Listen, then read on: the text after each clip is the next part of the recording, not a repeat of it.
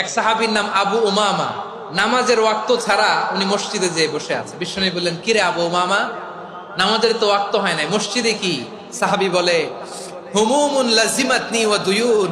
নবী গো, ঋণের বোঝায় এমন টেনশনে আছি, ঘরে থাকতে পারলাম না, মসজিদে চলে আসছে। বিশ্বনবী বলেন, আমি কি তোমার এমন একটা দোয়া শিখাবো যেটা পড়লে আল্লাহ তাআলা তোমার ঋণের বোঝা হালকা করে দিবে?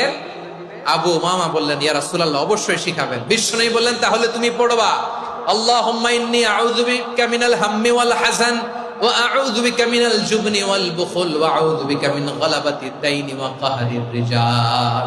ও আল্লাহ, তোমার কাছ থেকে দুশ্চিন্তা থেকে পানাহ চাই, কৃপণতা, ভীরুতা, অলসতা, কার্পণ্যতা, এই সব কিছু থেকে, মানুষের কঠোরতা, আমার উপর মানুষের আধিপত্য এবং ঋণের বোঝা থেকে পানাহ চাই। এই দোয়াটা যখন বিশ্বনবী শিখাই দিলেন, আবু উমামা বারবার এই দোয়া পড়ে, আল্লাহুম্মা ইন্নী আউযু বিকা মিনাল হাম্মি ওয়াল হাযান ওয়া আউযু বিকা মিনাল আজজি ওয়াল কাসাল ওয়া আউযু বিকা মিনাল জুবনি ওয়াল বুখল ওয়া আউযু বিকা মিন গালাবাতিদ দাইনি ওয়া কাহরির রিজাল। আবু উমামা বলে, এই দোয়া আমি পড়তে লাগলাম আর পড়তে লাগলাম, কিছুদিন পরে দেখা গেল বিশ্বনবীর শেখানো এই দোয়ার বদৌলতে আল্লাহ তাআলা আমার সব ঋণ পরিশোধের ব্যবস্থা করে দিয়েছেন।